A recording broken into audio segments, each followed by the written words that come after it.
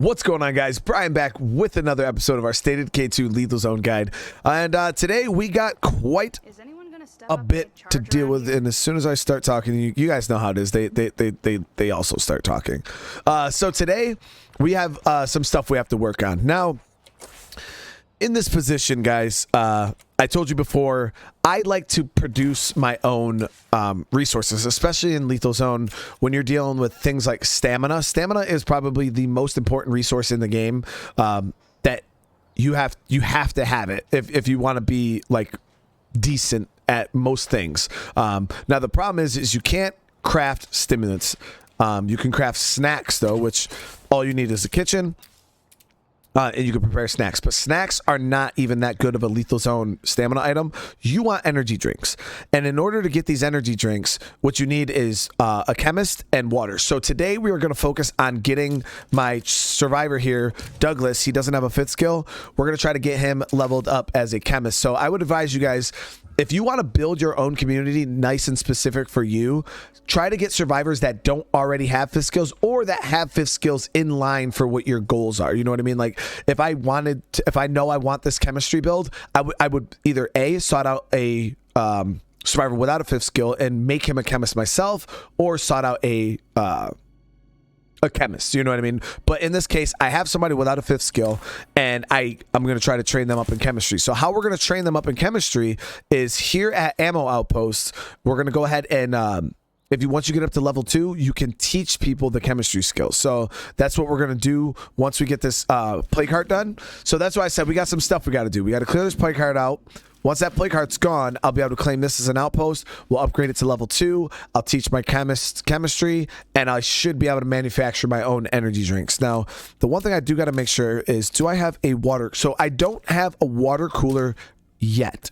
Now, water coolers are individual facility mods that I could install in the kitchen that will give just my kitchen water, which will then allow me to craft things that require water.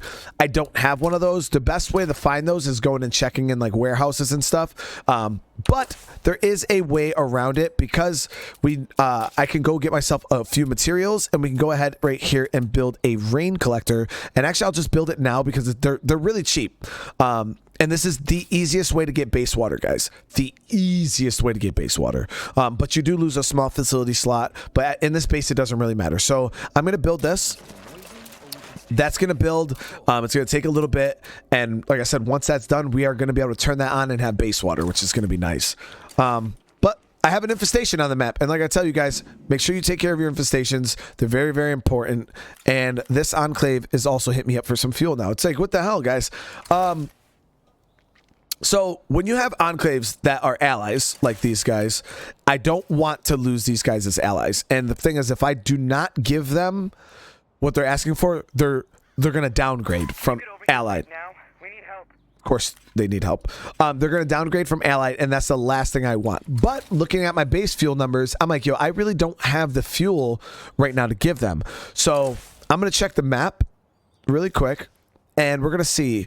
I don't know if I've looted this area, but I know from experience, if this gas station does not have the fuel I need, I can come up here, and back here there is a fuel site. So we're gonna hit both of those locations. I'm just gonna loot the fuel first. Don't wait up. And I gotta grab some extra bullets.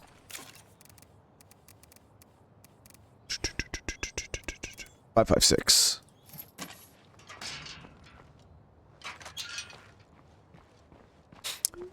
So somebody pointing out, asking, do I generally build a water tank at my first base? I generally don't. Usually I just find water coolers. They're really not that hard to find, so that's generally what I do. But if I am in a playthrough that requires me to have water, I will. But it's out of a lot of my playthroughs, I can't think of times that I've actually built rain collectors. All right, so we're gonna head over to this gas station.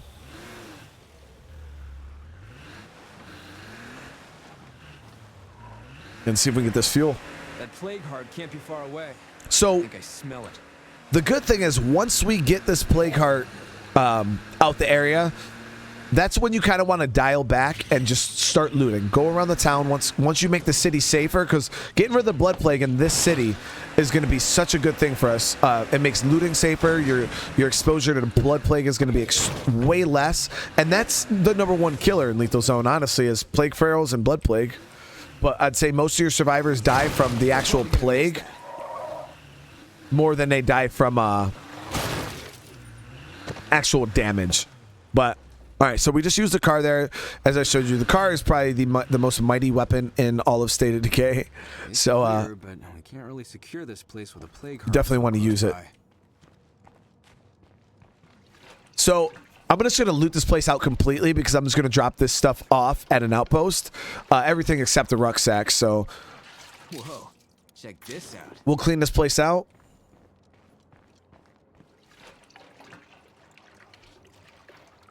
Now, I can see that there's a couple zombies inside.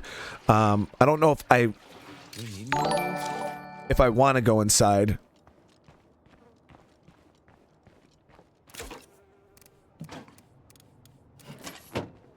How many is it? Okay, yeah, we can deal with these guys.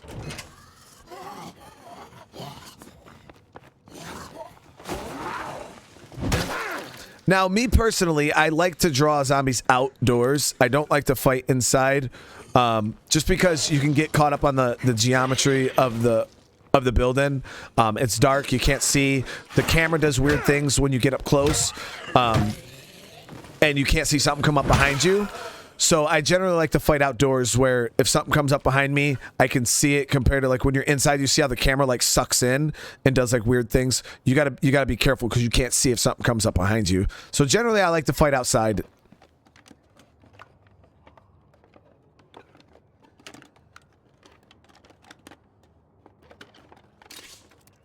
Oh, a little bit of extra 5.56. We can just keep that in our stack.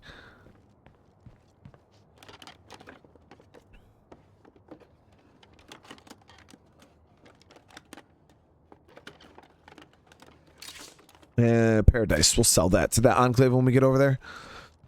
Okay, so not much in the ways of loot. Oh, actually, none of this stuff. I don't have to drop any of this stuff off at the enclave or at my outpost. I'm just gonna leave that in the trunk, and the rest of the stuff we could take. So what I'm gonna do right now, guys, is I'm gonna head over, deliver this rucksack to this enclave, and I will meet you guys once we get up here to clear out this infestation. Okay, Hey, yeah, that's not a bad idea, man. Using facility mods for water and power. The problem comes from the problem I have with facility mods with water and power is, say I want to craft something like, I'll show you here for an example. Say I want to craft something like pipe bombs, right? Or no, a better example would be fuel bombs. Say I want to craft fuel bombs. Fuel bombs require power to craft them. But say I want to use my filling machine and get more yield from my craft, I can't do both. So I can't have a generator installed and have a filling machine installed at the same time. So that it's going to limit what you can do doing it like that, compared to if you have your power in an outside source. Now I can bounce around different facility mods in there to change my yields that I'm going to get, because a filling machine will give you an additional 3 fuel bombs crafted. You know what I mean? So that's generally the issue I run into. All right, guys. So I just left that enclave. They had a bag of materials for sale.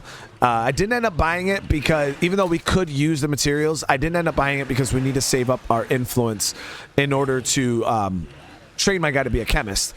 So I got to make sure that we are careful with our influence spending. But we're here at this infestation. That screamer's coming up. I want to hit him before he screams. Ooh, there was 2. So that was right there was a mistake that I made. When I was on my way over to this infestation, I knew it was 1 screamer, 6 zombies. And what ended up happening was, when I actually got here, the infestation evolved into a bigger infestation. And now I shot the 1 screamer, but it forced the other one to scream. So I just turned the situation into a worse situation because I didn't pay attention. Now, obviously, who would have thought that it was going to change, you know, in that little span of time of driving, but it did. And now you guys can see. So don't be like me. And going forward, make sure you verify that your infestation is what you think it is, because now we're going to suck. So, yeah, let's get into this. All right, so now I got to... And we're down to the last one. How do I want to do this? I'm just going to bunch all these guys up. That's probably the best way to do it. Now, this requires a bit of stamina, so you got to be careful. That's all of that. And if I had energy drinks, this would go so much smoother. But what I'm trying to do is I'm trying to bunch them all up, and then I'm just going to burn them all together. That should take out most of them.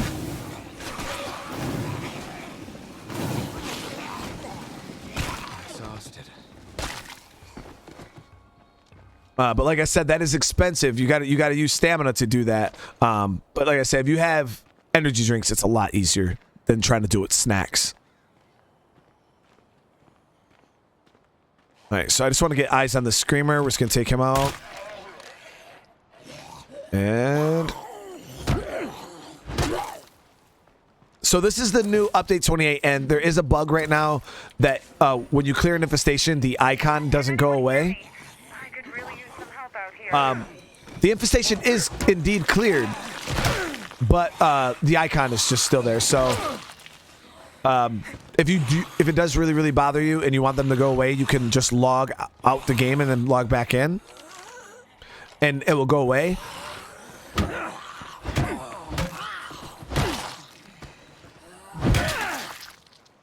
But yeah, just check it and then you'll know it's gone. But the next time you log in, it'll go away. So.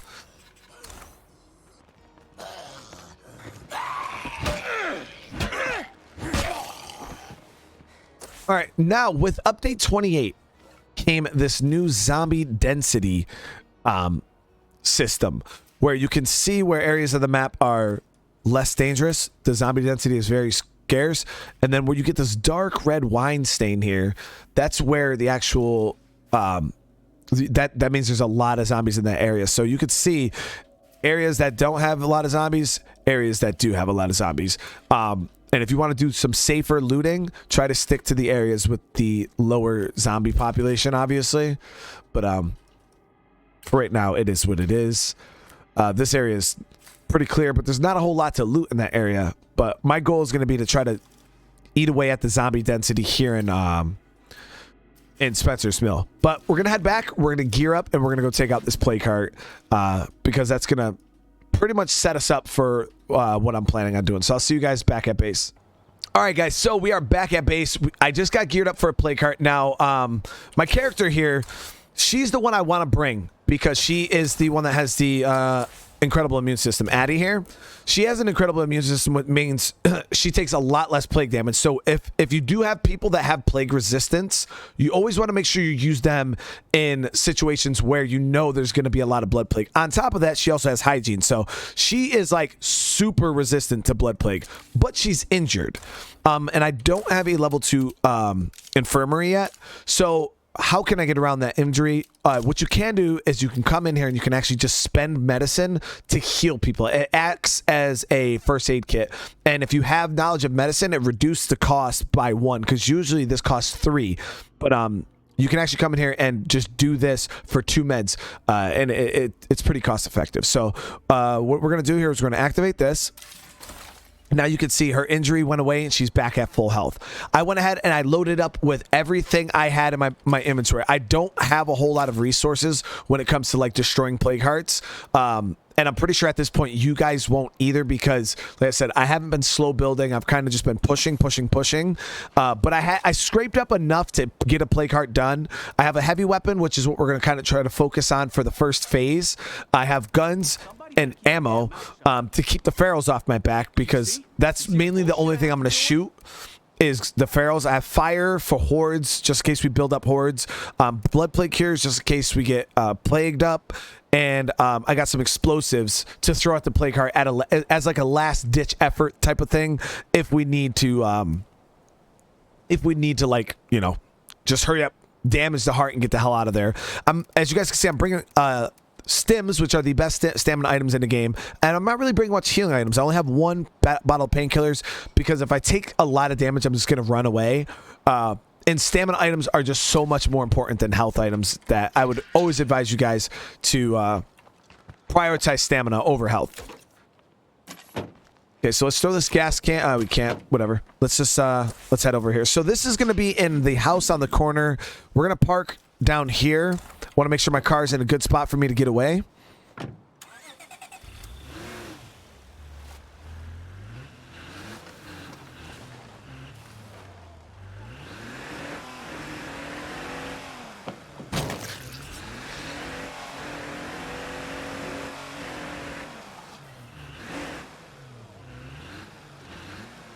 So we're going to park our car right up against this orange truck here.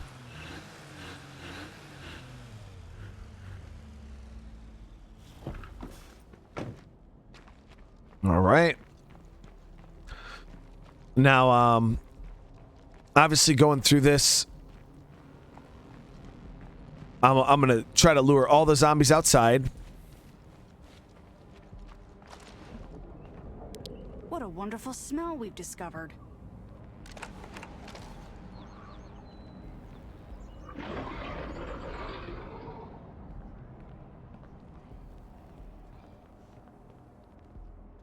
Okay, so I got lucky, and the house actually doesn't have any zombies in it. So what this means now is I'm going to pop a stamina item, and I'm going to stand here. Now, the good thing about standing here is once you're swinging the heavy weapon, it's going to be hard for zombies to get close to you. So I'm guaranteeing that I should be able to get the first phase no problem with heavy weapons without the zombies being able to get to me. Once this thing starts gassing, I'm going to jump out this window, make laps around the house, try to group the zombies up and burn them while shooting the feral. That's my game plan for, like, that's like the basic game plan for meleeing a plague heart. You always want to stay on the move. Because if you just stand here, you're going to get hit. And you have to wait for the gas to go away in order for you to come back in for your second attack run. So pop a stim, and I'm going to start going in. So the feral's already coming. Now he's going to mess it up a little bit because he can dive at me. Here we go.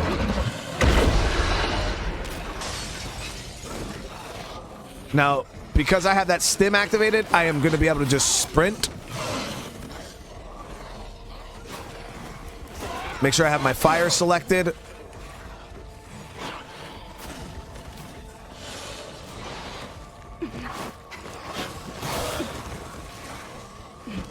And this is why I told you guys, stamina items are god tier. Like, you can do this with stims, you can do this with energy drinks. It doesn't matter. And as you guys can see, now we got 2 ferals.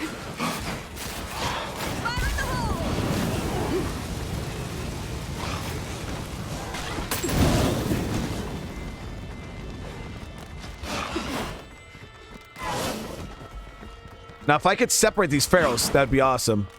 Perfect. Ooh. Nice, nice.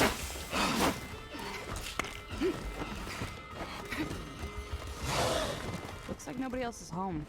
Hey, you mind sending a little help this way?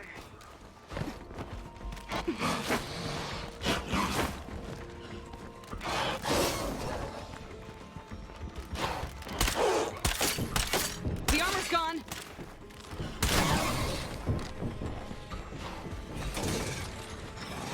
Now, as you guys can see, my stim is gone. So I'm going to pop an energy drink, keep my stamina flowing. The armor's gone. Okay, so the feral's only 1 more hit. All right, so now I'm going to go right back into the play cart. While my my stamina item's active, that way I can try to just keep going fast.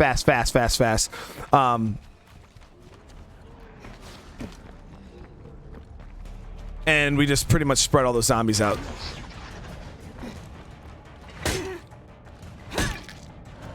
Now we got another feral coming. Crap, this is heavy.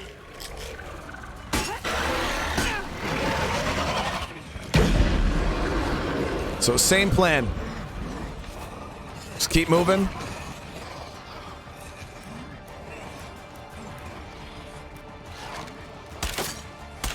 Aim for the head.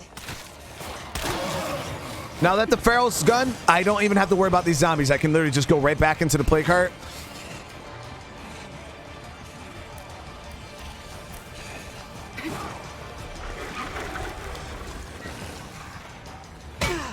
Because I have this stamina item active, I can just dodge around.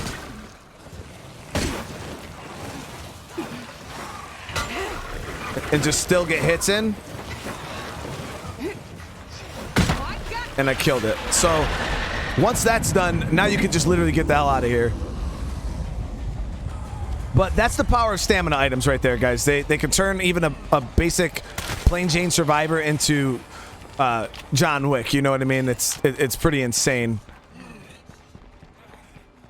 But I don't want to expend any more resources on fighting all those zombies right now because I just don't have resources to fight those zombies. So we're going to try to get back into our car nice and quiet and head back to base.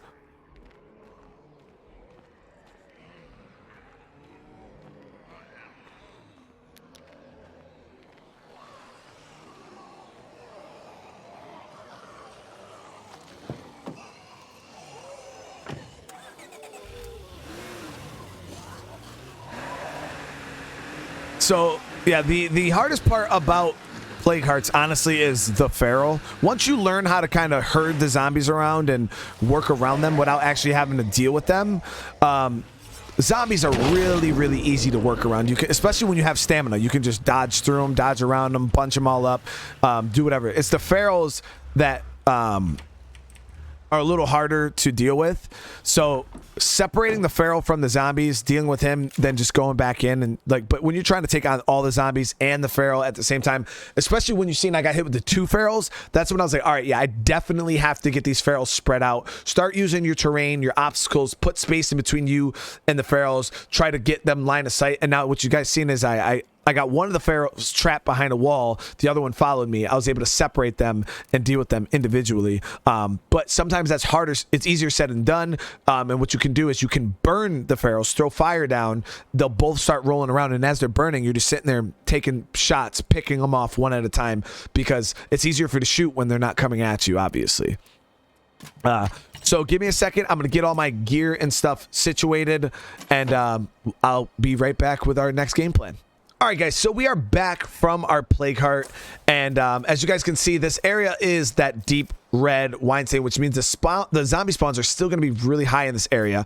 But now I have free reign to go around and set up outposts. So my plan is we're going to come down here. I'm going to outpost this. I'm going to go around this area, and I'm just going to loot. I'm going to try to loot as much stuff as I can. That way I can get some stuff that I can go sell to all these this trader. I can go over here, sell to him. I can sell to them. I'm going to go around this area, loot up as much stuff and resources as I can, and then once I'm done doing that, I'll meet you guys back at base. I'll discuss what I found. So that's what I advise you to do. Once you get the town cleared, guys, take your time, go out and loot. Go out and loot. You don't have to worry about missions. You don't have to worry about any, unless, like, you know, important missions pop up like, oh, you know, I got to go help an enclave real quick, stuff like that. But this is where you kind of want to tone down now. I'm not in any rush. I just want to go around and loot, build up my resources, try to find some new weapons, ammo, try to get myself rucksacks, everything like that. And that's what we're about to do right now. So I'm going to go out. I'm going to do some looting, and I'll see you guys on the other side. Or if something interesting happens while I'm looting, I'll see you then. Our legs for the hat. Hadouken! All right, guys, so I went ahead and I looted out a lot of the town here. We hit a whole bunch of houses. I hit some areas around here. There's still more to go, but I was able to get my hands on a little bit of resources. Nothing groundbreaking. That's the thing is when you're looting, you know, places like homes and random locations, you're not really going to get yourself a whole lot of rucksacks, but you find a lot of, you know, little knick-knack type items. Like I found a bunch of stuff like this. I was able to get my hands on a couple more melee weapons, tons of crafting supplies, and a facility mods. You know what I mean? Like that's the type of stuff you're gonna find when you're looting homes. I also got a few rucksacks, as you guys can see. The only thing we're even a little bit short on is meds. So all in all, we went around We got some looting done this episode. Got the city clear of that plague cart. As you guys can see, the spawns are still pretty high in this area. That's why it's bloodstained red. So obviously we would have to spend some time working on that. But spending some more time just looting out the area will be good for me. And now next episode, I'm going to focus on... I want to try to get myself like ammo and stuff like that. And I also want to try to get myself a skill book before I invest into upgrading this, because it's going to cost me 800 influence. And now this is a way for me to get a chemistry book. And I told you guys I need a chemist. Now, there's multiple different ways to do that. And one of them is by finding skill books. And Trumbull Valley doesn't have a library to check, but somebody in chat brought up that we could go down here and in this main drag here of Marshall, where the plague walls used to be, there's a lot of office buildings here. So next episode, before I go ahead and invest a bunch of resources into paying for chemistry, let's go down here and see if we can get it for free. So again, guys, I do appreciate you guys for watching. I hope you guys are still learning something from this guide. Like I said, if you want to see these guides in the making firsthand before they hit on YouTube, come over to my Twitch channel. It's in the link. It's in the description down below. And other than that, if you are new to the channel, subscribe. If you haven't already, smash that like button. And I'll see you guys in the next one. Peace.